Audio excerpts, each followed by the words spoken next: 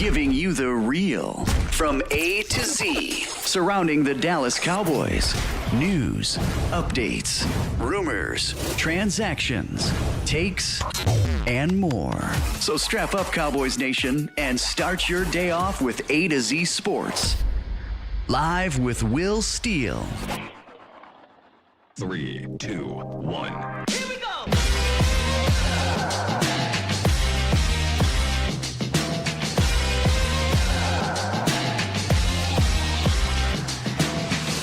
Good morning, good people. Welcome to A to Z Sports Live. We are streaming live on YouTube, and of course, I am your host, Will Skywalker Steele.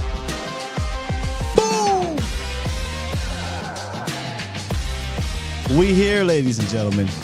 Win, lose, or draw. We are here for it all. The Cowboys lose again. I got a feeling we're going to be saying that a lot over the next few months. Yeah, baby. We're going to get into the good, the bad, and the ugly from the loss in Atlanta. But before that, we have some injury updates to those gentlemen down there, Dak Prescott and C.D. Lamb. It could get worse. Somebody said a couple weeks ago, it can't get any worse. Well, it can. It absolutely can. But what's up with y'all, Bomb Squad? How we feeling this morning? Bomb Squad! The more you do this, the more because see, I'm not just a regular fan, right? We lose and I go to work and the more you do this and have to talk about it 5 days a week, you start to become numb to it. And we're reaching that point where it just become numb to this situation, unfortunately. And I hate that because you invest a lot of emotions into this team, but at some point you got to check them or you go mad with these bleak Cowboys, as Jerry Jones would say.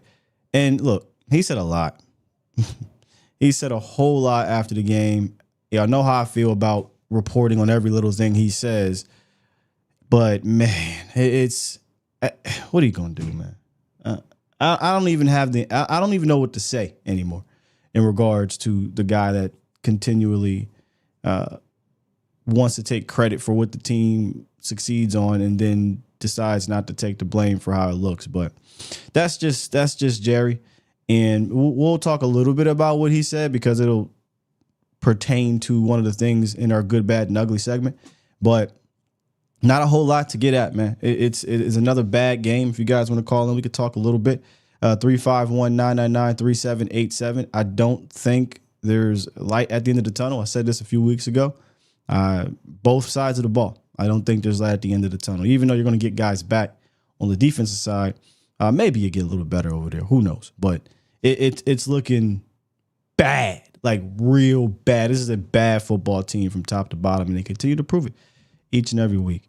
Let's get into the roundup, and coming out of the roundup, then we'll get into the good, bad, and ugly. But the roundup is pertaining to Dak and CD, and if these guys will be available moving forward. It's time! It's time! It's time! It's time! It's time! It is time for. It's time for the morning roundup. Round 'em up, boys. Let me talk to you. Let me talk to you, Cowboys Nation. When you lose, just lose. But when you lose and you start losing your top players like this, like what's happening this year, it just makes this thing worse. There's a chance next week the Cowboys could be without Dak Prescott, CeeDee Lamb, Micah Parsons, DeMarcus Lawrence, Deron Bland. Who knows with Trayvon Diggs? He did play, but maybe that injury pops back up. Sam Williams, Marshawn Nealon. Jeez. When it rains, it pours. Dak was asked about his hamstring injury, which was strange. They kept showing the hand. So I was assuming, he hurt his hand, maybe broke it again, whatever, right? Nope. It was a hammy. They asked him about it, and he said, I felt it on the third play, a little scramble to the left. Didn't think much of it, to be honest with you. And then on the next play, throwing the stop route, pulled something. It was something I never felt. I tried to walk on it at that point and then saw the medical team and asked if I could keep it or if I could make it worse by continuing to play. And they said, you can't go out there because you cannot protect yourself.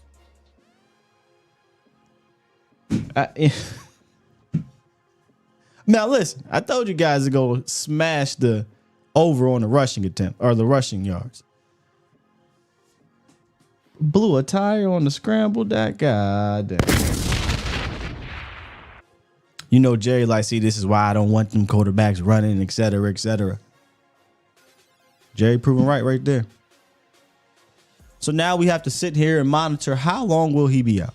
Did not look good walking out of the stadium. They showed the video. I definitely don't expect him to play next week. Now it's a matter of how many weeks. And then it's a matter of, well, if it's multiple weeks, just put Trey Lance in there. Right? Like, no offense to Cooper Rush. Like, yeah, I think fine backup quarterback. But I think everybody wants to see Trey Lance. Season's over anyway. And if you're going to lose, I'd rather lose with some excitement. And I feel like Trey will give you some excitement. But that's a conversation we'll likely have throughout the week. Once we get the MRI back on Dak and get a how many weeks is he out prognosis.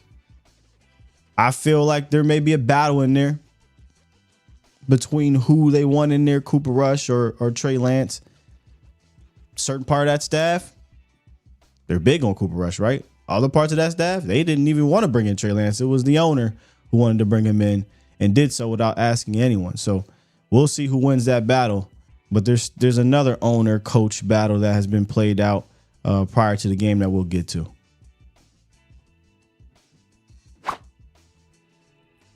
CeeDee Lamb, I thought there was going to be some positive news from the way they were talking about it. He finished the game. He had a shoulder injury that he just kept falling. I mean, it was one play after another, whether it was an incomplete pass, catch, block, whatever. They just kept hitting that shoulder. He kept falling on that shoulder.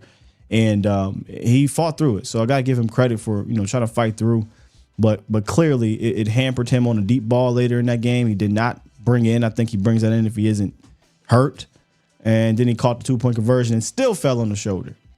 Well, Todd Archer said, quote, CeeDee Lamb is dealing with the right AC joint issue with his shoulder. He'll have an MRI, but Jerry was hopeful that Lamb can continue to play since he returned to action versus Atlanta. So there's no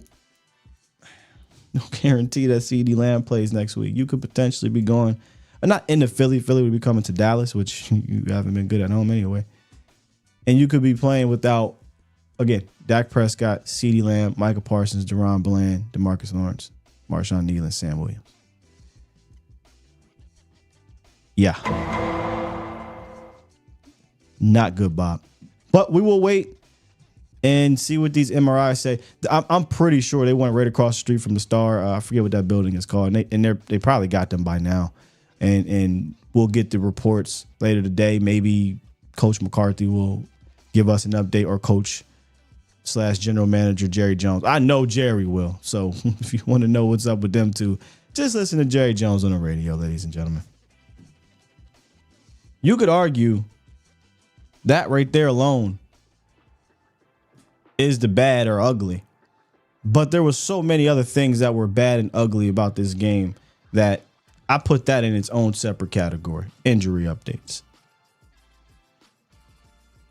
I'm going to attempt to talk about the good here.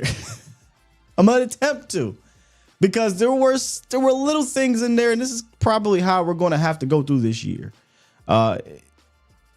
To maintain your sanity, you have to recalibrate, I think, your perspective. And I've talked about that a lot about this team. Once you realize, this is what it's going to be.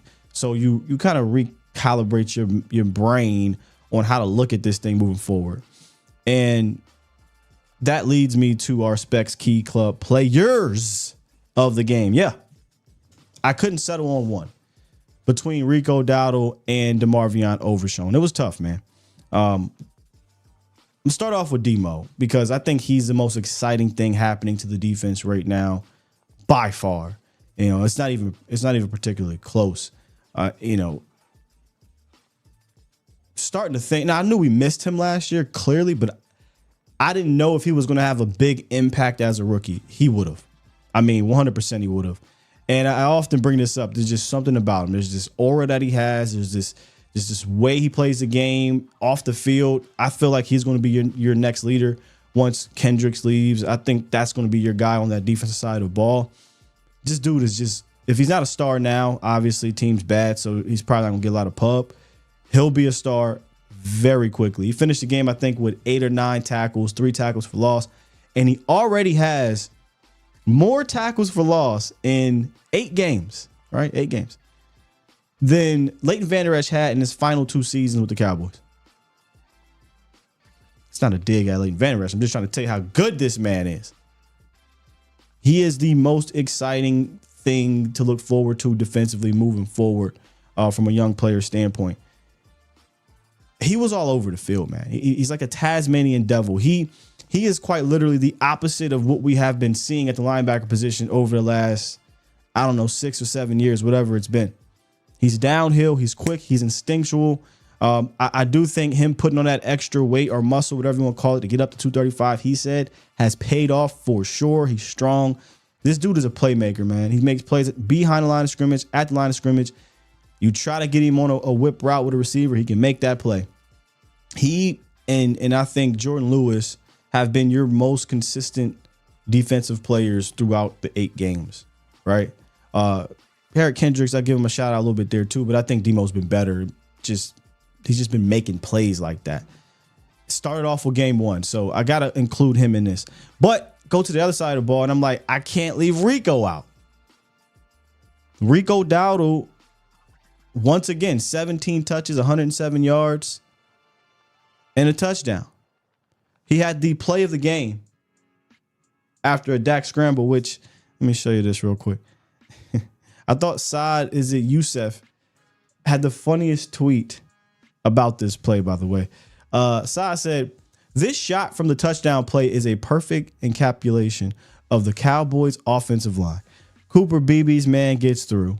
Zach Martin whiffs. Tyler Guyton and Terrence Steele are both back into Dak Prescott. Tyler Smith dominating. Tyler Smith is the Will Smith meme where everybody go. I don't know how this even became a touchdown, but ironically, it reminds me of the play that Tony made against Atlanta at the crib where he dodged a very similar situation. 4 or 5 guys on the goal line, steps up and delivers the touchdown to, was it Terrence or somebody like that? Maybe it was Laurent Robinson. I don't know. But very similar play here. Dak avoids the sack, steps up, and finds Rico Dowdle, who drops it, gets hit, and catches it again for a crazy, crazy play. A great call, too, but I don't know who it was. It wasn't Kevin Burkhardt, but great call from the announcer. But that was a fun play, best play of the game, I think, for the Cowboys. But again, he finished the day, 17 touches, another 100-yard day. That's the second 100 total yards and a touchdown. That's 2 games he's had this year. And after a very weird last few weeks surrounding that running back room,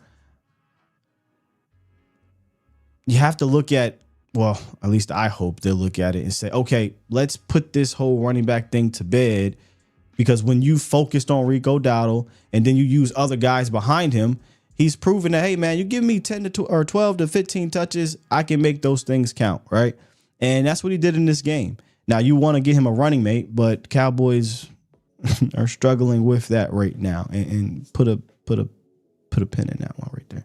So Rico Dowdle, DeMarvion Overshown, to me, are the Specs key club players of the game.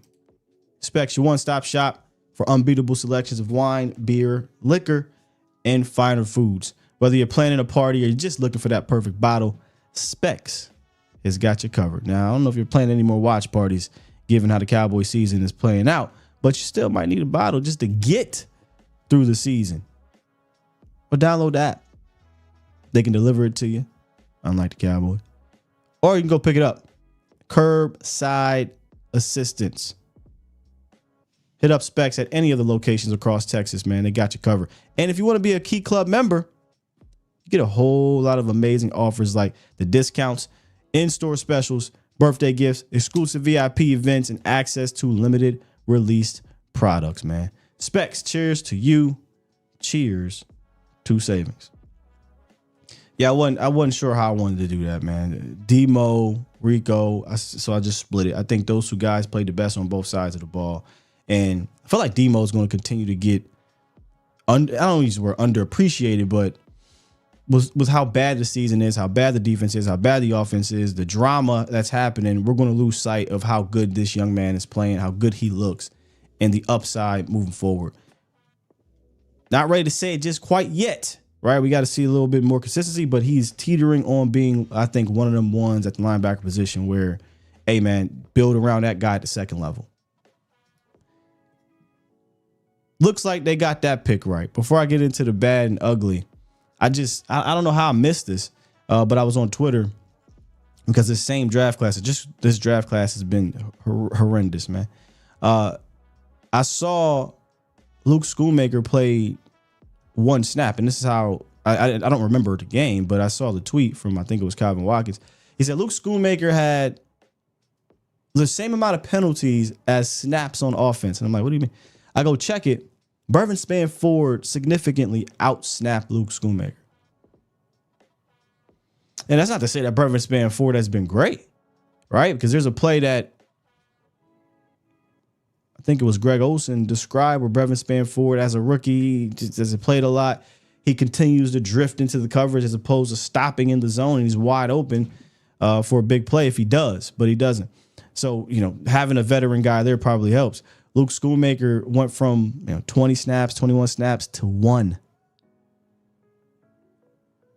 That's your second round pick.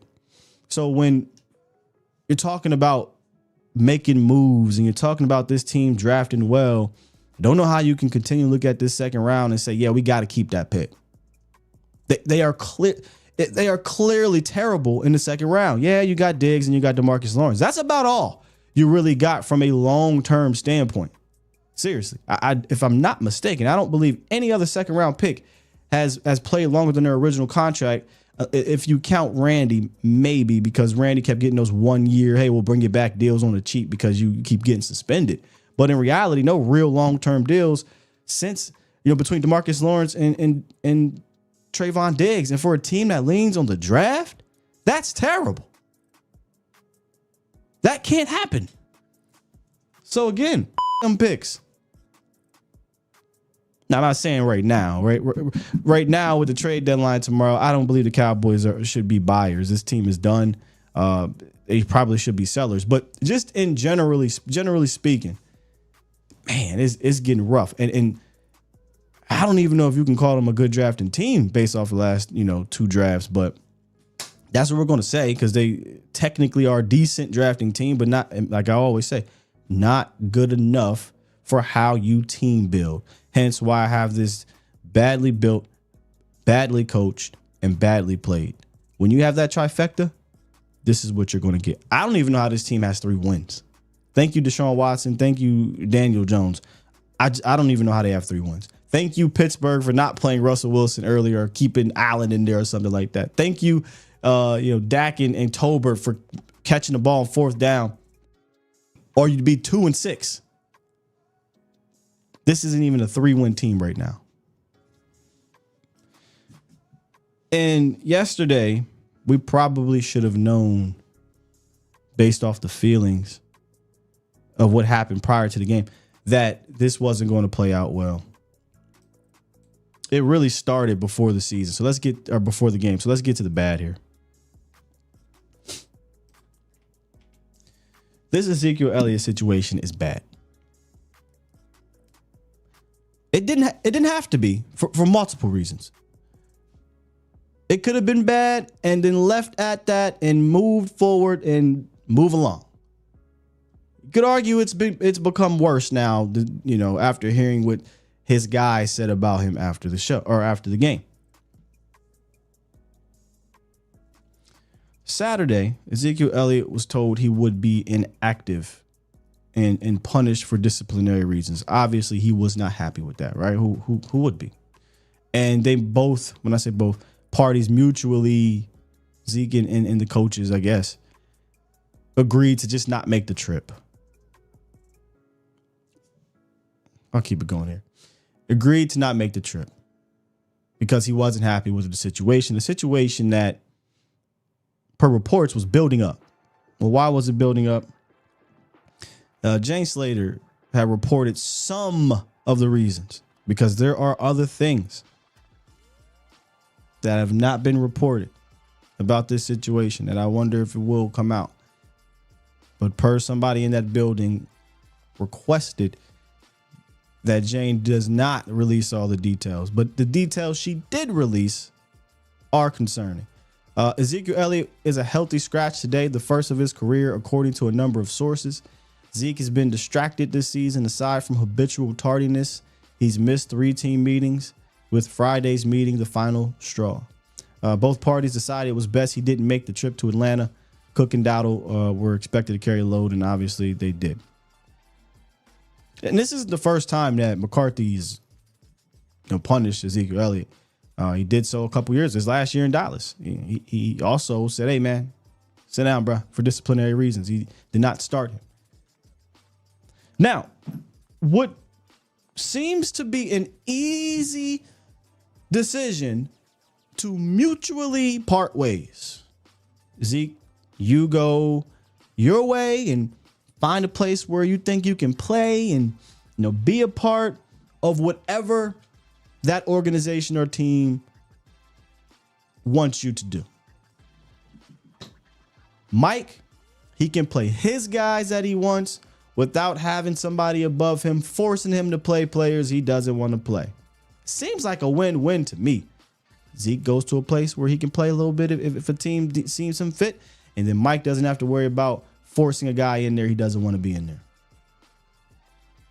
But no. Jerry Jones comes out after the game, and in the midst of us hearing this about Ezekiel Elliott, again, this isn't all. This isn't all. That's all I'm going to say. He praises him. I'm not saying you got to throw him under the bus. You don't got to say nothing about the situation. But he praises him and then goes on to say, we need him.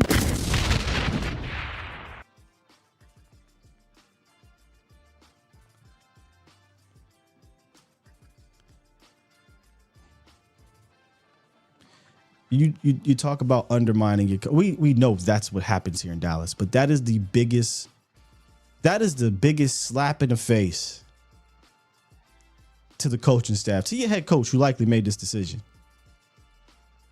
You have a player who is probably on the leadership council, at least a leader in that running back room for sure, who's habitually late to meetings, who's been, quote, distracted, who's missed 3 team meetings,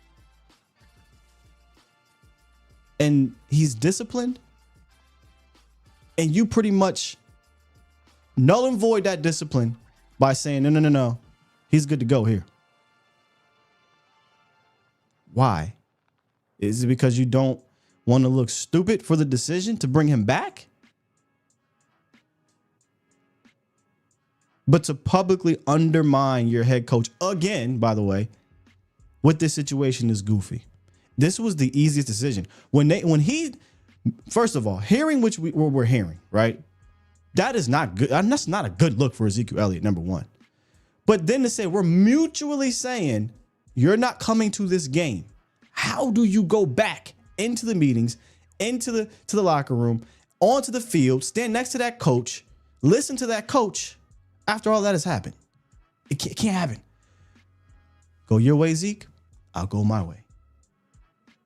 It was clear he never even really wanted him. I kept talking about it over the weeks where you heard Coach McCarthy was talking up Dalvin Cook, just talking him up, but he wasn't playing him, or Jerry wasn't playing him.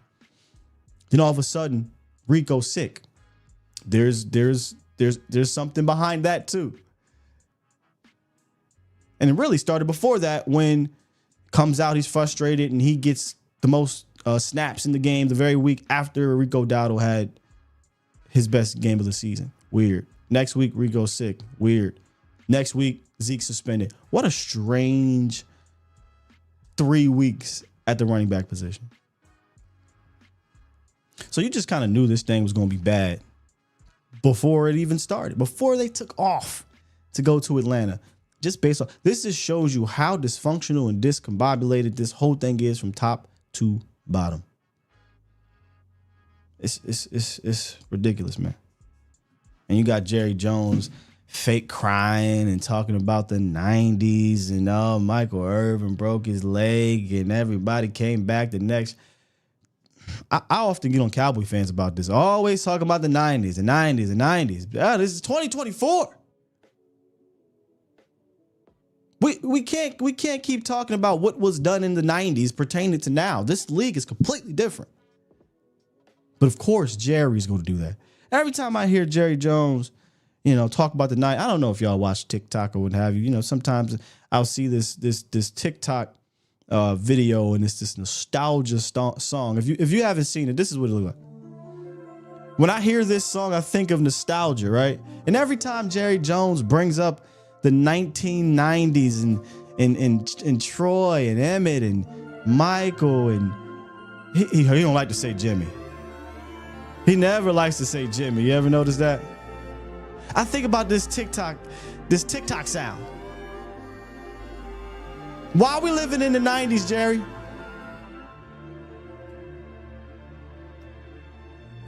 This is your 82-year-old leader of a franchise that, again, I said this last year, will blow it all up and rebuild it with him leading it. I'm sorry, I'll calm back down. That's Jerry for you, though. All right, let's get to the ugly, man. Let's just go ahead and wrap it up. Bro. Let's get to the game. I mean, where do you start with the ugly, bro? Let's start with the details. Details, penalties, game management. I mean, where do you want to begin on the details? You can start with the first third down or second third down play of the game for the defense. Coming out with 10 men on the field. 10 men on the field on the second third down play of the game for the defense. Mike Zimmer should have been he should have been irate. He's starting to remind me of Monty Kiffin, bro. Anyway. Or you can go to the, hey, Diggs, want to figure out where you lined up at? Hey, maybe mid-play not throw your hands up and cry about getting picked when you undercut the pick as opposed to going over top of the pick.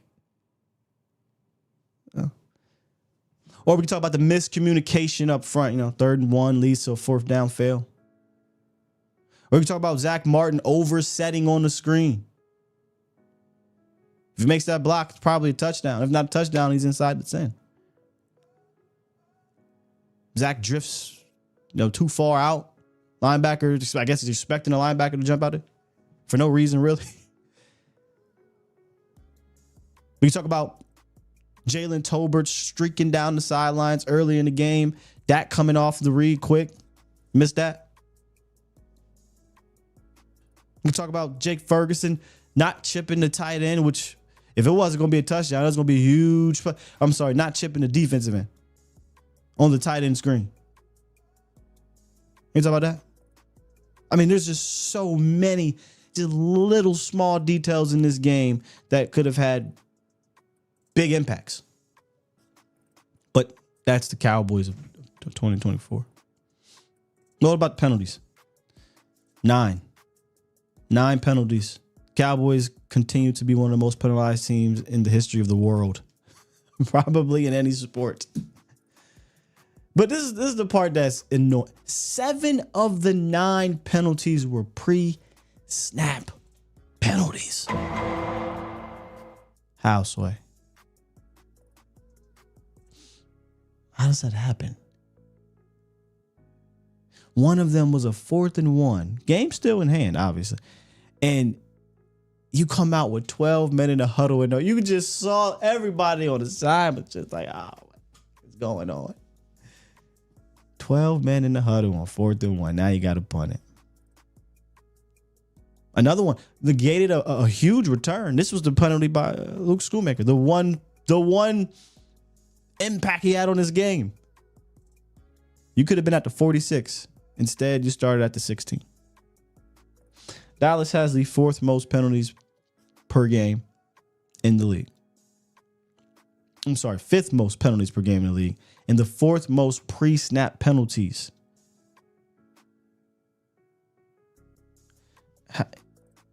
You send a message or something, bro. I don't know, man. This can't continue to keep happening, but it does. And then game management. You know, this team continues to keep showing that they just don't have a clue.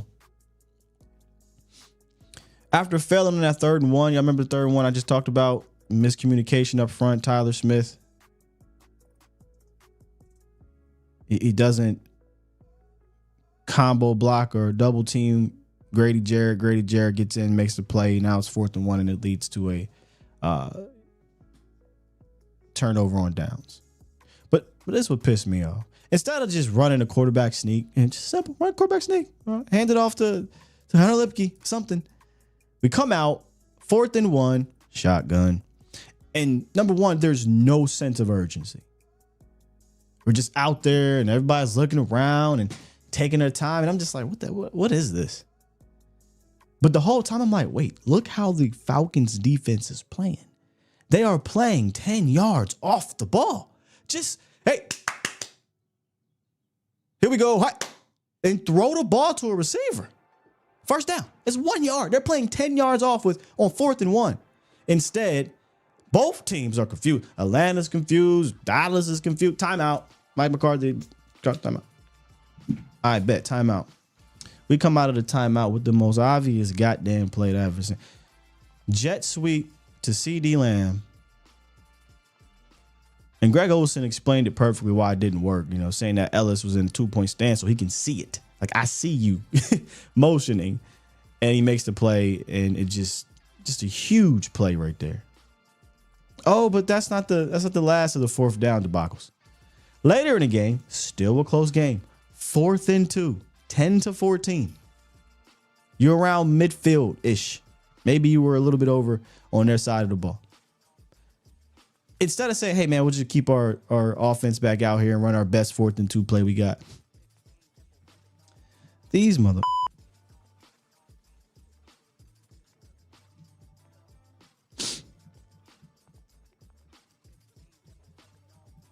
On 4th and 2, 10-14. They thought the best idea was to throw a fake pass with Brian Anger to CJ Goodwin. It wasn't like it was a fake punt that went to the up back and he runs it or he makes a... Brian Anger, 20 yards behind the line of scrimmage, throwing to CJ Goodwin. It just floats up there. CJ Goodwin obviously gets mauled because that's what you're taught to do. Incomplete. They get the ball, go down and score 21-10. That pretty much is the game. Game's over. Yeah, Mike's like this right now. I think it came out. I believe Mike said it again. I don't listen to him.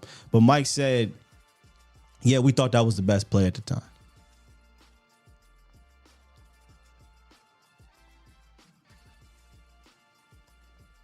But when asked about the job status,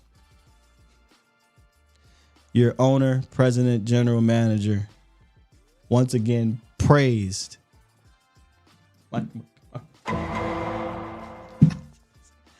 All I could do is laugh. How are you?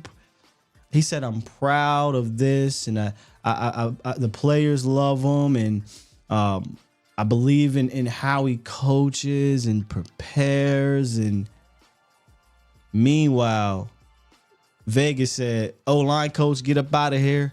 Quarterback coach, get up out of here. Defensive coach, get up out of here. New Orleans like Dennis Allen, get up out of here. But our owner, president, general manager coming out like, hey, Zeke, I love Zeke, man. He's great in the locker room and off the field. Mike? Oh, y'all don't like Mike? I don't know why. It's great. He's amazing.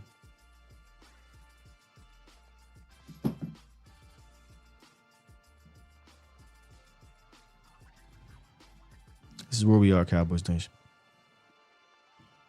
I ain't got nothing else for you, bro. I got an answer for you. Hey, Toxic. I need a toxic take today, man. Good morning, bro. Hey, good morning, Sky. He sounds like a dictator when he knows the rebels are surrounding the city. He's going to be like, oh, everything's fine. Everything's fine. This is just what I have planned. I got you. He's a fucking clueless dementia patient. That's what he is right now. Freaking Skeletor. Just take him to the home.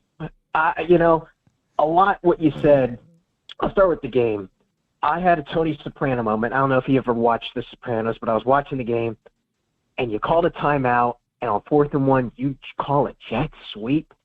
I stood up off my couch like Tony Soprano, and my wife is sitting right there having a great day, and I just remember saying, you motherfucker. You motherfucker. Just so fucking mad. Like, what the actual hell was that? And then he threw his iPad like his Chick-fil-A order didn't go through. Like, get out of here, Fat Garrett. Like, everything you do, it's over. Like, he just looks like a defeated babysitter, and he knows he can't do shit against the kids because he already flicked the lights on and off, and he already took away the TV, and he does one right thing, and what does the critiquer decide to do? You publicly throw him under the bus for getting rid of a guy who, all intents and purposes, shouldn't even be here, and then he's not even showing up to meet. Like, dude, I keep saying all the time, you can't overcome it, and I know you make a great point. No, I agree. I want to believe it, but you have to. Yeah. That's I feel like that's the only way. Yeah. Like, if the Cowboys are ever going to be a championship organization, not even say that. First of all, I don't think they build this thing to be a championship organization. Mm-hmm. But if they're going to catch lightning in a bottle, they'll have to overcome all of this in that one particular year. Is what I mean. I agree with you. I don't think they can. But that's the only way they can win a Super Bowl, is to overcome this madness. It would take an act of God, quite literally. And I think you were there when Moses parted the Red Sea. So, I mean, I would just say that even that would probably be like, well, I think it's going to take more than that. Just watching the game, the team just looks completely out of it. And you can just see Dak Prescott. I think you even saw him mouth the words, we fucking suck, or something along those lines. Something along those lines. Like, everything about this, top to bottom, is just trash. And it was a slow-moving car accident the day they said we're bringing back Mike McCarthy. Facts. As if you haven't learned your lesson on a lame duck head coach, you cheap piece of shit. Tell us what you really are all about. You're all about selling hopium and just taking money from these fans. It's all. I just don't believe it. You can't tell me you care about winning, even if it's your own way. Like, at some point, you have to realize your own way doesn't work. Is losing more important than winning and giving credit to other people? That's what this really boils down 100%. to. And it's just pathetic. Losing their way. That's what you have to add, that caveat. Losing their way, I think, means more to them than winning in another general manager or head coach's way. 100%, bro.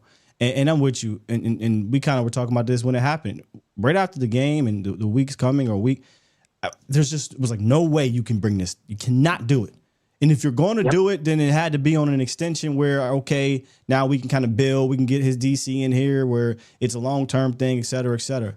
Not only did they bring him back on a lame duck season, then they brought in basically a lame duck defensive coordinator and didn't give him the appropriate pieces that needed to do, and said, go make this work. It's just mad. And you know how this is fake for Jerry? How do you come out and say all of that about Mike McCarthy? Oh, man, he's a great this. The guys love him. I believe in XYZ. If you believed in him so much, why didn't you extend him? Why didn't you extend him? Because you're lying. Just like Mike lies, you are lying. And here we are. This is what we're stuck with, man. I learned a long time ago when I was a young private in the Army that another NCO or sergeant told me, oh, no problem. Never listen to what leaders say. Watch what they do. And when everything this franchise does, they put more effort into getting cryptocurrency, tagging up with Grand Prix, and selling the brand. They will put more. That's where they're modern. They are modern at selling the hope. When it comes to everything else, they are blockbuster and the streaming service age. That's what they are. And that's what they are. They're stuck in the 90s. Yeah, don't be kind. Be kind, rewind. Let him cook now. And let him cook. Go ahead. And the shitty thing about this all is I work in accounting and finance for a living. So I rub shoulders with some pretty rich people, and you can tell the ones that value the people, like their workers and their customers, and you can tell that the low-rank pond scum that is just there to make a buck. And the thing that pisses me off most about this Jones family is you have Cowboy fans who are loyal, and they spend thousands of dollars to go to your games and travel across the country and spend their hard-earned money to see the team that they love. And this guy will get in front and gaslight the living shit out of his team and his fans, knowing that they're just going to keep spending their money. Fuck him and his entire family. They are the worst type of human beings in this world. I cannot wait for a day that he gets his reckoning just like Dan Snyder did. And the last thing I'll say is we're not in a tunnel. There's no light at the end of this tunnel right now. We're in a goddamn mine. There's no light anywhere in sight. Y'all have a good day. I knew the Toxic's take was not going to let me down. I mean, that's fire, but we're not going to. It's not fine, but it's fire. Good luck following that up, man. Good luck following that up. We're going to give it a shot, though. We going to give it a shot, Mississippi. Good luck.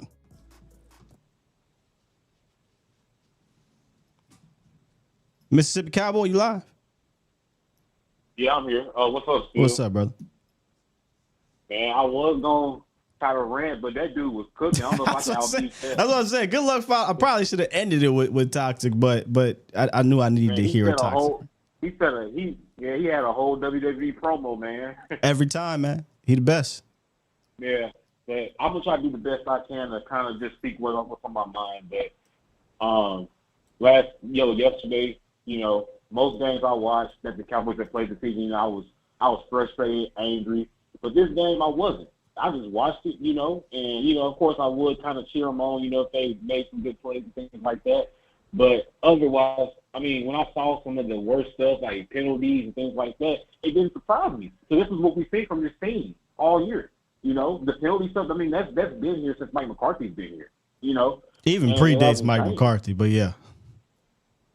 Yeah, even before that, too. And, just the play calling, man, it wasn't surprising. And, literally, I saw some of the play calling that we did, like the fake punt, and then the jet sweep that we ran. It didn't shock me what we were going to do on those plays. It just didn't shock me,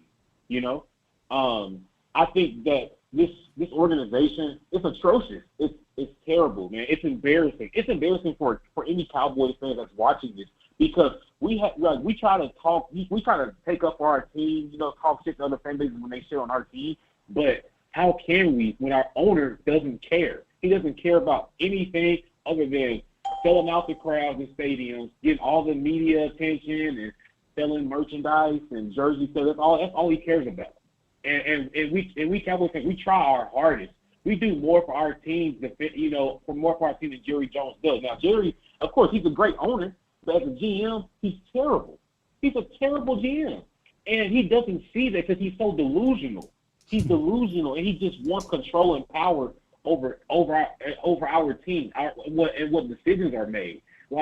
Even if we get a new coach, the thing is, what coach is gonna come here? What coach is going to come here? I know. Jerry Jones has what coach is going to really come here, knowing that what Jerry Jones does with this organization, the decisions, all that goes through him. It always comes down to him. He makes the final decision on what he wants to do.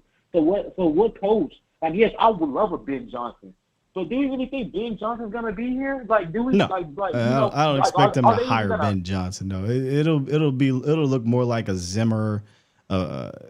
Bill might, and I don't even know. I've been battling this Bill Belichick thing because Bill wants control, and Bill's not stupid. If Bill was going to, cede control to somebody, he'd probably do it to a team that's better at building a championship organization than Jerry Jones and Steven. You know what I mean? So I don't even know if it's Bill, but it'll be another lackey probably. I brought up Eberflus, maybe Dennis out. It'll be one of them. It shouldn't be. It absolutely shouldn't be one of those. It should be one of these hot names that have proven themselves over the last few years, but that's just the way the cookie crumbles here in Dallas. Yeah. I'm gonna just say one last thing before I go. That I think, with this team, obviously we're gonna I really think, this team is definitely gonna be drafting in the top 10, most likely. So if I'm Trending Dallas, that way. I would try to I guess instead of trying to, buy players and stuff like that, I would just try to sell and just try to, get some draft picks. Because obviously, we know this team, they may not do much in free agency, and if they're gonna try to address the draft, then they'll go ahead and try to, obviously trade for it and get some picks, get some more draft picks. The cycle is so it's so frustrating because I agree in the sense that you got to be a seller at this point. You're not no one player saving this team, and they're not savvy enough to make multiple moves. They're not savvy enough to make the coaching. It's a wrap, right? So technically, yes, you should be sellers, but would I remain sellers once the draft approaches? If I'm truly trying to get right back into the forefront of being a competitive team, no. And I hate to bring this team up because the way they did it, granted, they definitely had more money, but you can easily open up cap space. We know how that goes. Washington went out and said, we're a bad team. And they signed a bunch of good ass players. And still drafted well, right? I'm not saying you got to go spend $250 million, but I'm not. All your core players are coming back for the most part, right?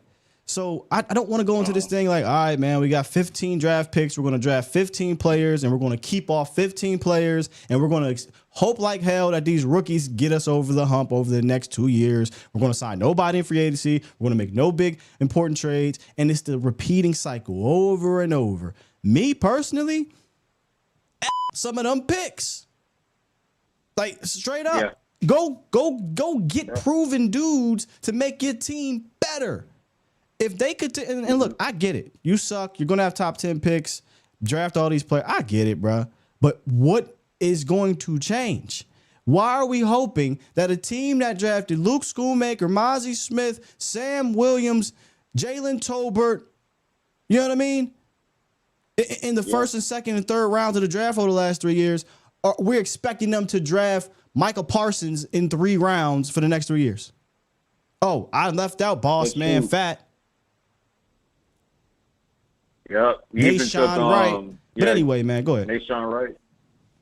Like, I don't want to live in that cycle, man. You're right. I don't. You're right. Feel like, I want them to go out and get some players in free agency. I just like they're not going to do it. And that's my biggest fear. I hope they will. If whoever the new coaches comes in, they probably will get some guys. But I just hope that they don't do what they always do, where they they try to get free agency, like get free agents in like the third wave. Bro, they're definitely doing that. I was 100% for certain that you brought in your new defensive coordinator. You're definitely going to go sign a gang of dudes to fit his scheme. They signed one. And then waited till August to sign the other 2. One was washed, and the other one is 37 years old. Yeah. All right, man. Yeah. Man, but still, appreciate you for having me, man. I'm going to watch the rest of your show. As always, go Cowboys, and to all the Cowboy fans, let's just keep cheering for our team. Let's hope for the best. And let's stay prayed up, because we're going to need God in this. So. Jeez, man. Let's pray about it, man.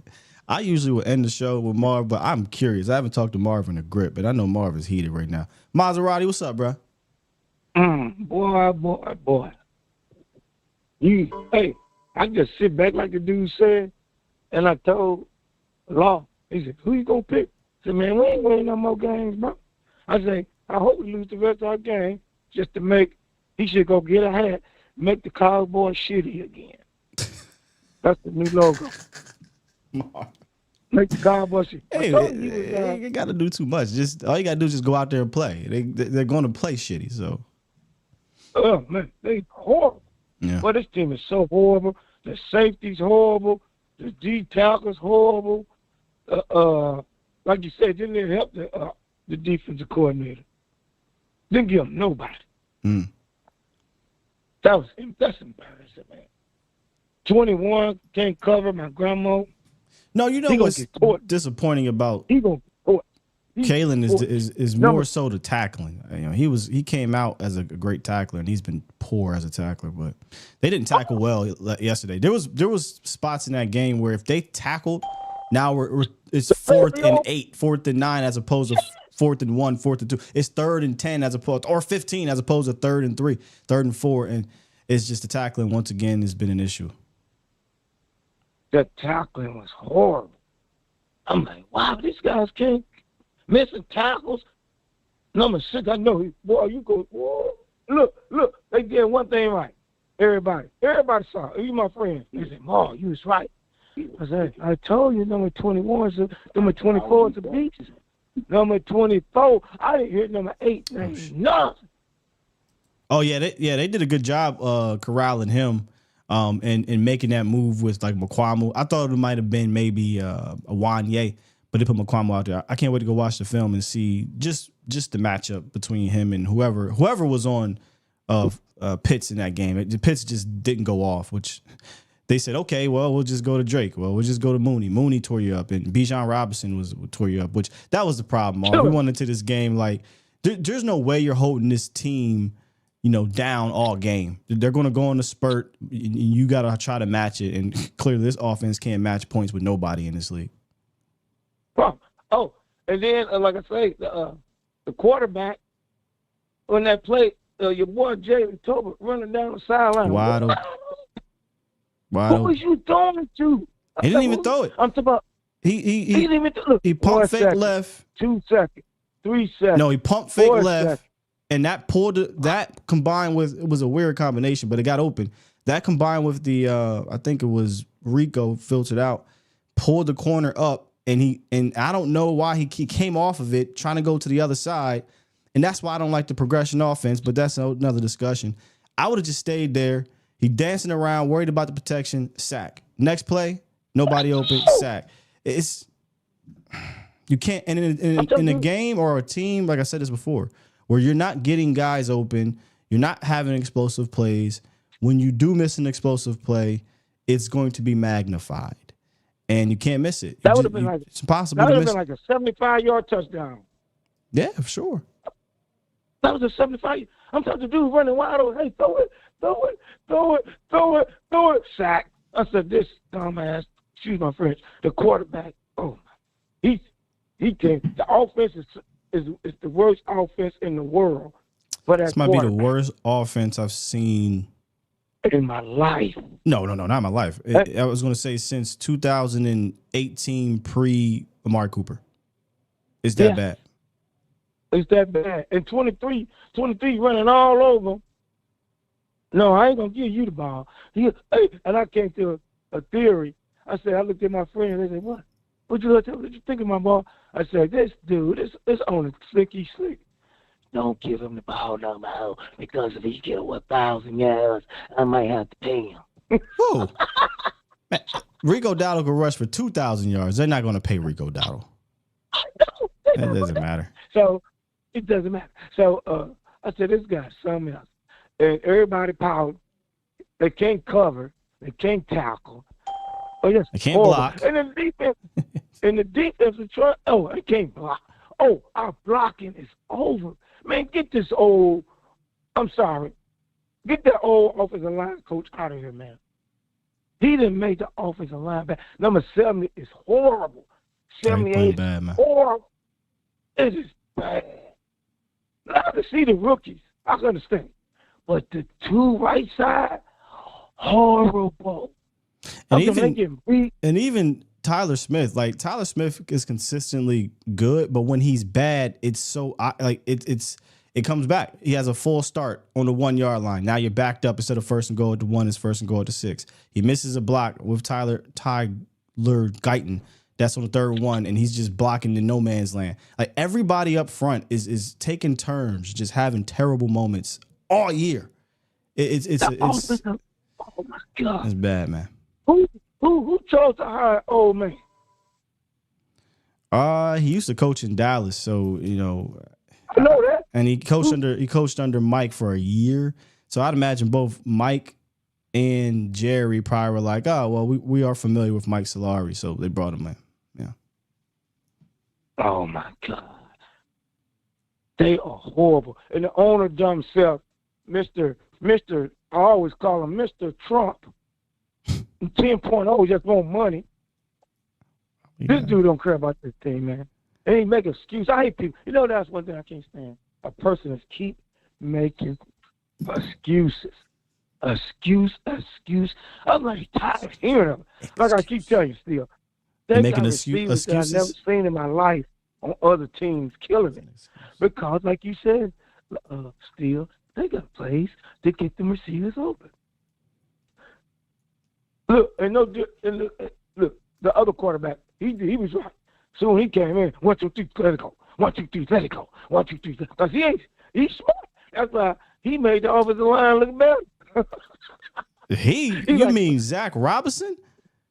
It's a lot easier to make the offensive line look better when you have a good scheme and you got Robinson as your running back. You got Drake London, you got Mooney, McLeod, Pitts, and they're using these guys. It ain't hard to operate in that offense. That's what I'm saying. But I'm talking about when our second string quarterback come in, he got the ball out quick. 1, 2, 3. He ain't do nothing until the last possession of the game. He was 7 for 13 for 54 yards, bro. Until the last possession of the game. It ain't like Cooper Rush came in there and did anything crazy.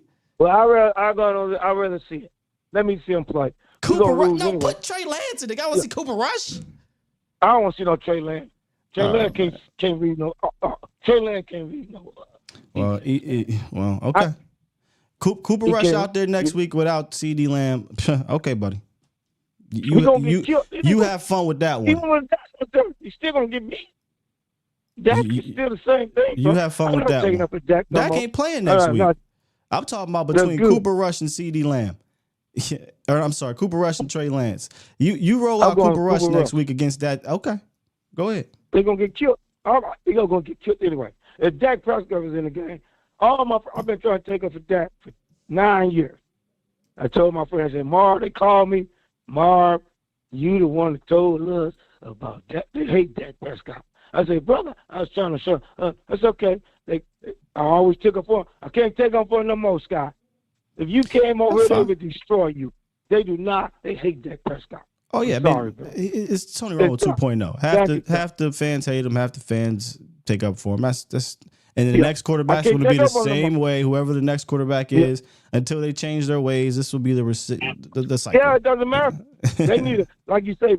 I told Law, I said that offensive coordinator from Detroit will have everything stable, good play calling. The scheme is dangerous, and he'll make number 4 a good quarterback again. But if you keep this same, I told him they bring. Hey Marv, you all over the place. In closing, they bring in what you call. He's gonna be our new coach, the offensive coordinator from Philadelphia. That's our new coach. Kellen. I already know. I mean, you're probably right. I mean, Kellen makes sense from a Jones hire, 100%. If he's going to hire a guy who hasn't coached before, Kellen's the guy I think would be the leading candidate. That's the leading candidate, Cowboy fan. I would not go to no game if they bring. If the Cowboy fans, man, y'all gotta hit his pockets. If you hit that old man pocket, everybody that's listening in the world, that fool gonna have to give up. That's how you get him. Hit his pocket. He said, "Oh man, ain't nobody coming," because he's gonna hire Kellen Moore. I'm telling you. I can already see it. So we get our butt beat next week. So I'm glad, like you say, like the last caller. I don't care. I'm just watching the game and twirly lead. They twirly lead me. I'm a twirly lead the Joneses. What does that mean? I don't care. Got you. Okay. Yeah, I don't even care. So I'm a lone fan, a lone Cowboy fan for life. I'm always gonna be a Cowboy fan, but I hate this owner, man. He done pissed me off. And you know me, what you call me? I'm Cowboy too. You know me. I don't call you nothing. You call yourself Stephen Jones 2.0. So I don't know why you think that's That's a No, good but thing, I was but- thinking, I was trying to take, the players, all that, but even though when we get players, they come here and they be sorry. You know that. Most of the players, only guy that turned it out was number 19, the receiver. That was the best pickup ever. Then they hated on him because he didn't want to take the COVID test. Man, get the hell out of here. No, Sorry. people hate on him because they said he couldn't play in road games too. I mean, eventually what happens is they like you until you become a villain. Because more time goes by. Cowboys aren't winning Super Bowls. It's the same owner for 30 years, and we're obviously going to blame it on the players because they're the guys on the field. But in reality, the situation, if they don't change who they are up top, nothing will change below it. It just won't happen, bro. What's the word in Texas? You down in Texas? What I just moved here. I don't know. Oh, what's the word? What you mean? What's the word? What are you talking about? I thought there was a saying or something like that. What all the fans and everybody in the media talking about in Texas? What they saying? The same things everybody. What you mean? Oh, okay. So everybody is sick of the Joneses and his team. Oh, yeah. I mean, people see right through. I mean, there's a handful of. There's a loud minority of people that believe that Jerry and Steven do no wrong, and there's a couple of those, but for the most part, I think everybody sees through the BS that is the front office, and knowing that definitely how they prepared the team this year, it's not happening, bro. You have no running game, you have a bad offensive line, you have a bad defense, you have no the depth got hit. You don't have weapons outside of CeeDee Lamb. The weapons you do have, the scheme is trash to use it. It's one bad thing after another, and then on top of all of that, nobody can play well within all of this madness. There's like 3 players playing well within this madness. It's a recipe for disaster. It's the worst ever. Oh, my God. My man. Appreciate you. Well, we just appreciate you, brother. And how about them Cowboys? Damn, we can't even say it with our chest, man. That's crazy. JR usually say things with his chest, but hey, JR, I don't know what you can say with your chest this time, bro. What's up with you? Well, I'll say this. Okay, the last caller, he called Jerry Donald Trump 2.0. Now, I'm about to say, me and Jerry are good friends. Go ahead. Me and Jerry are good friends. Hold on, let me finish. Oh, he's Trump. Now, okay. Me and Jerry are good friends. We're good friends, and believe it or not, I was the one who told Jerry we were in Las Vegas. I was making a deal with the MGM grad. I told Jerry, listen, you need to buy the Dallas Cowboys. You're going to be the greatest. You're going to be the greatest owner. You're going to be the greatest owner of all time. Biggest sports franchise on the planet Earth. Okay? All right. Now, I hear everyone's mad about the season. Jerry is pissed. I talked with him recently. He is pissed. He knows that the team isn't doing well. The coaching staff isn't doing well. Changes need to be made. If it was me, heads would roll. Heads would roll. That was good. All I'm saying is there are good players on both sides of the ball. There are good players on both sides. That's all I'm saying. There are good players on both sides. Cowboys fans, we need to stand back and stand aside and let Jerry, the greatest owner of any sports franchise, Jerry is the greatest. Jerry is the greatest. We need to let Jerry lead us back to glory. Jerry is a winner. He's going to win. I'm a winner. He's a winner. He's going to win. Big. It's going to be big. Well, I appreciate the Mr. I guess this was Mr. Trump. I don't know if this is Trump's uncle, but cousin something. But okay, all right. I like to talk to JR though, man. Is JR there? Okay, I get JR going. I mean, I don't got the button no more, but damn, JR, boy. Deion, Michael Irvin, yes. Trump. Oh my God, bro. Oh, hell no. No. Don't do that again, man. Don't do that again. I can't end on that one. Reek, what's up, Reek? Yeah, what's going on, Sky? What's going on, Cowboy Nation? Mm. Yeah, man, that's pitiful on Jerry part, man. We tired of him coming to the end of these games with these crocodile dang tears, saying some old weirdo shit at the end that nobody really gets. You know what I mean? It's like, bruh, put a better fucking team together and just shut the hell up sometime, bro. We'll be all right.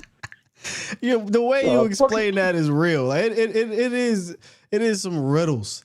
You know, these Jerryisms. Like, what are you talking about, man? Stop talking. Please. Do us that favor, bro. If we're going to lose, let us lose in peace. Shut the hell up, bro. That's facts. Yeah, you're right, man, because all these other teams losing. Do we hear, what's the Panthers, the Patriots, the same? I ain't hear none of these owners coming out, or not even their general managers. Just, come on, man. Just let us lose. You keep coming out saying dumb shit after every game. Yeah, just shut up, man. We've been hearing this shit since the Green Bay game last year. Shut the hell up, Jerry. Shut up, bro. We don't want to hear your shit. You're not going to make a move. You're not going to please us. Shut the fuck up. Oh. You know what I'm saying? And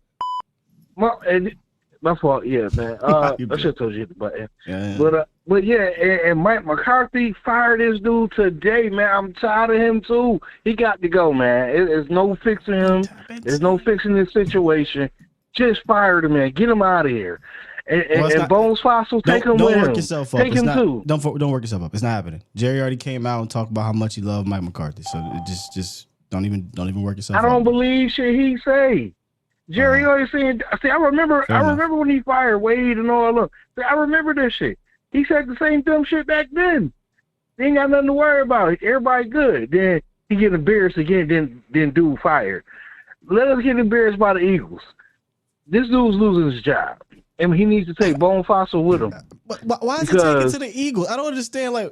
I don't understand why he's taking to the Eagles, bro. You lost 47-9 at the crib going into the bye week. If you ain't fired that man after that this year, because you'd have fired him after Green Bay, after giving up, a third or fourth embarrassing loss out of 5 or 6 games. When do you fire him? I don't think he is at this point. I just don't. Okay. Well, one thing is like this, man. I don't think we're gonna make any moves. I'm okay with it right now because I think the season is gone. This is an undisciplined team. I don't see no reason in winning this year, personally. Well, you don't have to even worry about that, bro. I don't think they can win consistently. That's what I'm saying. You know they don't have the pieces, man. They can just go out there and just play with who they got, and I don't think they're going to. Like, this team was never built to be a championship team. That's why I said, look, holla at me once we get to week 5 or so. Let's see how these guys do, and let's see how they're playing towards the end. We don't even got to get to the end. We don't. There was no adjustments before the season. There was no additions before the season.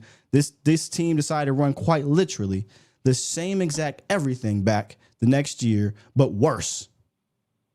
Yeah. You know what I'm saying? But worse. They ran the same coaching back, same personnel, but got worse because the guys they lost and coaches they lost, they replaced with worse. That's wild to me. That's pretty much what they did, man. And then my thing is too, if you got guys on the team that you're not gonna keep, quit just letting some of these guys walk that are pretty good. Like Osa, if you're not gonna keep Osa, see who wants something for Osa. If you're gonna lose, if you're gonna lose, it sound like, and again, I don't like listening to the man, but it sounds like this crypt keeper is talking about trying to add guys, which I'm all for that in any other type of year, but there's just no way you look at this team and be like, yeah, we're a player or two away. There's just no way. You need about 5-6 guys on this team to change this around, man. I'm gonna be honest, not just regular guys, like elite dudes. Or making coaching changes. He's not.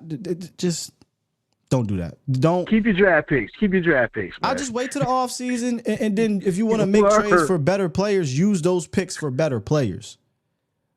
Like don't panic and trade for somebody's third running back and you giving up a 4th round pick or something like that, no, save that for the offseason. Use that in a package to go get you an elite player. You know what I'm saying? This is a wrap. You're not saving this season by trading for Abakanda from the Jets. Man, keep Jerry away from the 4th round picks. He don't need to make no more damn decisions. Sit your ass down somewhere, because you've done enough, sir. You've done enough. And keep them crocodile tears to yourself. Man. Let me ask this question to everybody in here before I let you go. Cooper Rush or Trey Lance moving forward, as long as Dak is probably going to miss like a month or something. I don't know. We'll see. But if Dak is out for a long period of time, Cooper Rush or Trey Lance? Give Trey a shot. Let's see what he can do. Let's see what he can do. If he gonna be garbage the whole way, let him be garbage the whole way. It is what it is. At least we can say we got to run the game, because he damn sure gonna run the ball. He ain't gonna fit in the pocket. He gonna take off. Oh, they did first read. I'm gone. Yeah, I'm with you, man. Give me some Trey Lance, bro. No doubt, man. I'm going Trey Lance, man. Hey, one more thing. You see what happened? You see when they gave my boy the ball? You see what happened? He got the first down. Flournoy. Get the man the shot. Put him on the field too. God damn. I am so tired of looking at Brooks, man. Flournoy ran a screen right into, ran a slant right into CD Lamb, and Cooper Rush threw it. I don't know who dropped the CD or Flournoy, and it was a mess. But he did get that little tunnel screen and got a first down. But yeah. But he looked bigger than than I thought he was. That 80 definitely make him look big. I think he only like 6'1", might be 6'2", but yeah, he definitely looked like a big receiver for sure. Yeah. He looked like a fucking receiver. Excuse my friend. He looked like a damn receiver compared to goddamn Tolbert and Brooks. Put him on the damn field. I'm tired of looking at Brooks. He was on falling the field. all over the damn place. He was on the field. I almost took a screenshot. There was a point in this game where, because CD Lamb got hurt, this was your receivers. It was Tolbert, Turpin, Brooks, and Flournoy. My God, that may be the worst receiving room in the National Football League.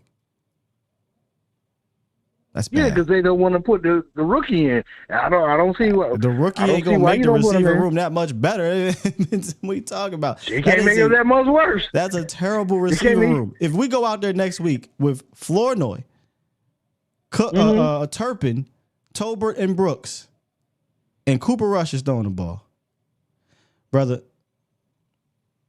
I would be shocked. I would be shocked if they not just win this game, if they make it a competitive game.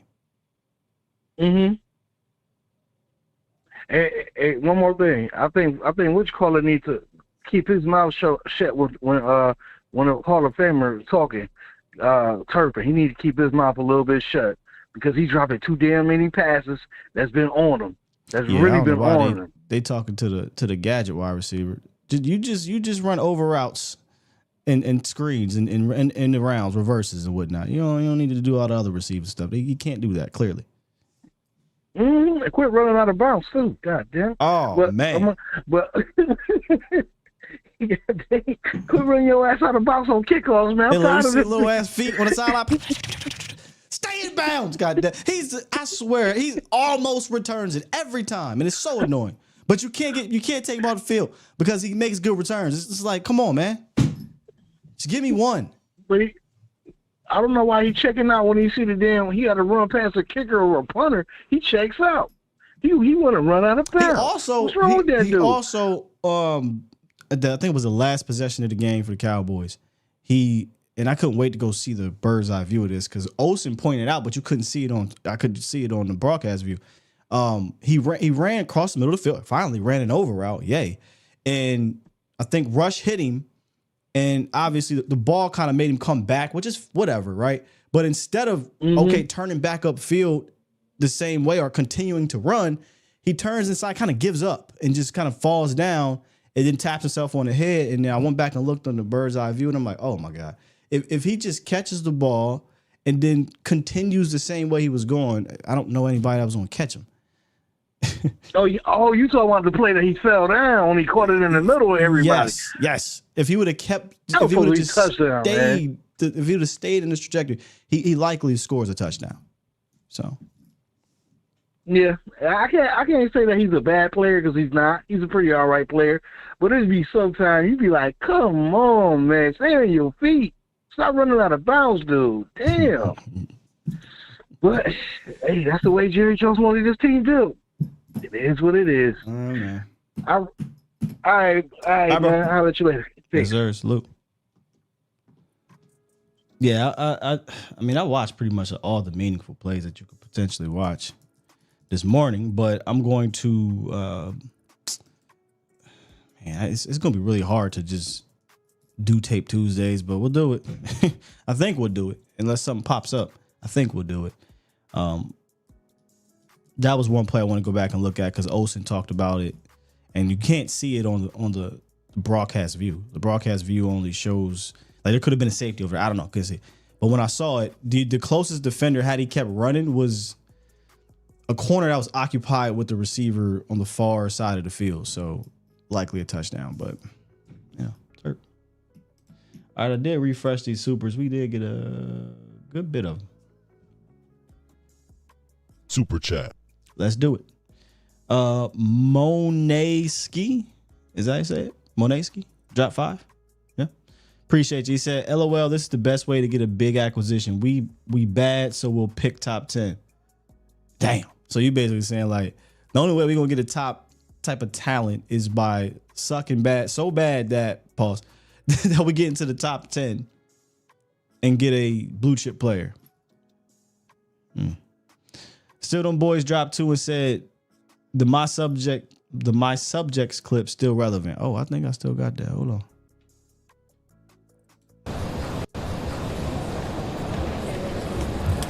Our subjects. Boy, I tell you this. There is no better year to look at that clip than this year, especially after what happened on the radio with them boys. But yeah, man.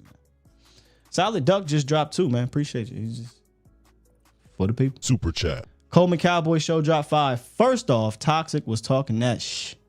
Like I said, we are so damn broken, Sky. This hurts, and I think who could you truly bring in? Coaching, be realistic. I mean, I don't know how many. You know who I want. There's a gang of. I mean, and Ben is not just the only guy, but you know, Ben, Slowick. I know the Liam Cohen dude is early, so I don't know if you want to grab one of them types. Hell, if we're going to go the other side of ball, Flores, right? But he'd have to hire a good offensive coordinator. Maybe I start looking into these college coaches. But in reality, it's probably going to be Zimmer gets a shot at an interview, Kellen Moore, Marvin Lewis again, right? No, Bill Belichick, maybe. I'm still torn on the Bill thing. I know he talked him up in the offseason, but I just don't know how Bill comes here and says, I'm okay with you doing everything. It could be the Parcells thing all over again. Parcells is like, yeah, whatever you say, Jerry got the job. Jerry gave a little leeway, and Jerry said, that's enough. I'm going to do me. Maybe it is that way. But interested in Cliff. It was not a great run in Arizona, man. Not a great run in Arizona. I know he has the experience, and I do like how he's running that offense in Washington. But I don't know, man. I don't know. I don't think so. Jason Garrett. I laugh, but would not shock me. No coordinators. We want a coach with the system. Well, no coordinators. So you would be out on Ben Johnson and Bobby Sloak. Those dudes have systems. I wouldn't say no to no coordinator. If you're saying no to coordinators, then you're basically getting retreads. Guys who got fired. Dennis Allen, Bill Belichick, Mike Vrabel. So I don't know. So if it's no coordinators, then who you want? You want assistant coaches under the coordinators? Oh, Zach Robinson's another guy. But again, the problem with Zach Robinson and Liam Cohen, who I like their offenses they're running, and even Bobby, who's only slow because only been in 2 years, is they're so young in doing this that do you want to trust them leading an entire organization? Where Ben has been, he's been an assistant for like 8-9 years or whatever it's been. JR said, what about Sark? I don't know enough about bruh. So if you don't want a coordinator, R. Williams, are you looking for a retread?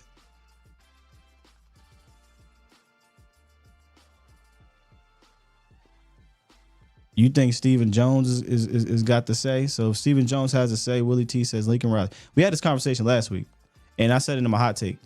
Make no mistake about it. Jerry Jones is making the coaching decision. 100%. Whoever they bring in here is going to be because Jerry said that. I don't think anybody else has enough juice to push him off of a coach. Maybe a player, maybe draft, whatever. But a coach, this is going to be Jerry's decision. So, you know, if in an alternate universe, Jerry's not making the decision and it is Stephen Jones, then maybe it is a guy that he likes. And who'd you say it was? It wasn't Sark. Lincoln Riley. If it's Lincoln Riley, I think it's because Jerry gives it the A. I don't think it's going to be because Stephen.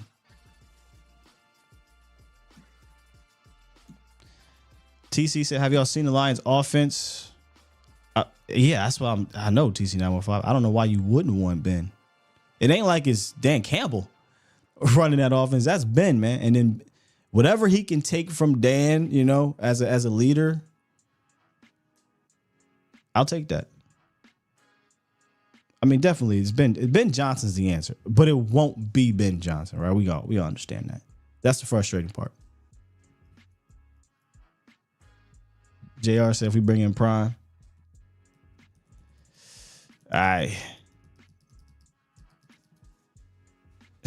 Willie says Steven's pushing Jerry out. Houseway. So is this push out starting now? Because it didn't happen last year. Who made the decision to bring back the coach? Jerry. Who made the decision to trade the 4th round pick? Just last year. Jerry. Who came out and said, I don't got to go through nobody? Jerry. Who came out and said, I'm the best person doing this, what he said, this f***ing GM stuff? Jerry. So when is the push out happening? Is it happening like now? Are they going to poison him or something? Because as long as Jerry is able to talk and move and walk, where are they pushing him out at?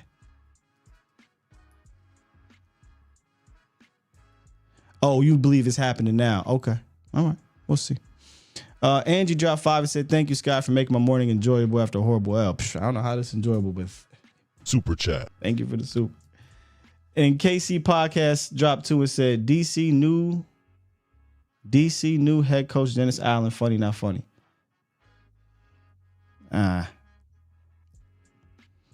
Oh, so you want to dip in? R.W. Williams wants to dip into college. Yeah, I don't got nothing to say about the college coaches because I don't follow them as much. You said Kirby Smart. Honest question. When was the last time you hired a college coach?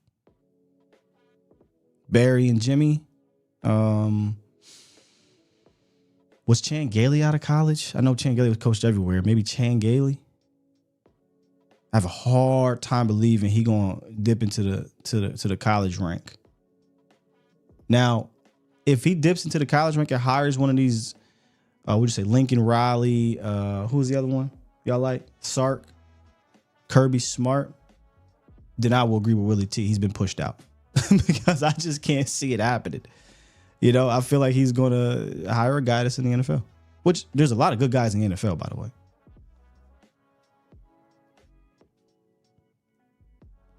Yeah, you're saying no coordinators in the NFL, but you went to the college coach. The college coach or the coordinator or whoever it is, they would have to shake Jerry Jones. That's just the facts of the matter. Whether it's Sark, whether it's Kirby Smart, whether whoever the hell it is, they would have to shake what is the ultimate culture destroyer in Jerry Jones. Somebody said Kirby's a GA dog. He ain't going nowhere. Yeah, I know nothing about these college coaches, man. So I don't know who would be. Now, if you wanted to bring in a college coach, the best time to do that was last year, John Harbaugh, because he showed you that I not only can build and sustain and win in college, but I can also build and win in the professional football league, right? That would have been the guy to go get.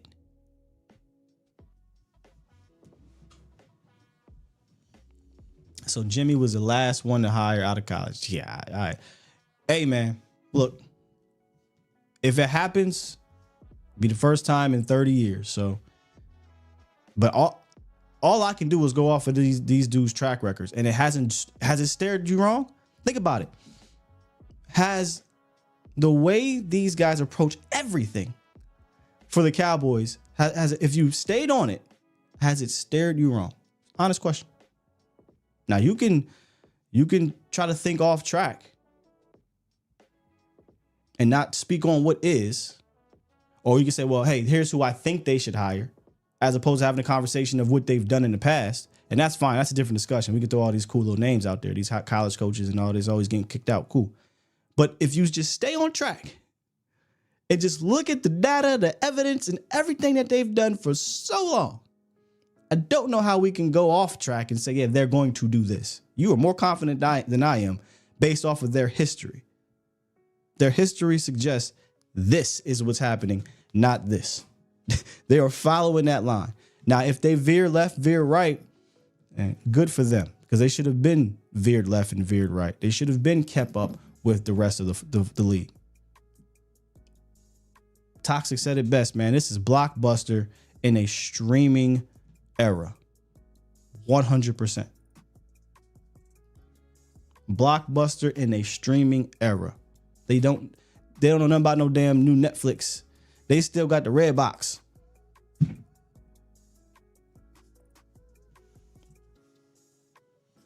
TC says anybody but Mike. In a way, I hear you. Maybe this year, like fire him and just put anybody in there, but not in general. It cannot be anybody but Mike. It can't be. If we're going to operate under that man and his son, it has to be somebody in here that can shake this thing up a little bit, man. It's just facts. Adapt or die, bro. All right, appreciate y'all on this morning. It's going to be a strange week, man, but we'll get more updates today and tomorrow on what's going on with CeeDee Lamb and Dak, and maybe we'll try to improvise from there. Tomorrow usually is Tape Tuesday. I'll probably still stick to it just because I'm just a football junkie, man. It's really tough to watch Cowboys tape as opposed to any other team, but we'll still probably bring it out. Look at what went down yesterday via the bird's eye view. Cowboys do have Philly. Would have loved to go into this game enthusiastic about studying the opponent on Wednesday and Thursday, but I can't lie to you. I'm really not. You see Saquon Barkley? Did you see Saquon Barkley do some ninja backwards jump flip? And we get excited off of an 11-yard run.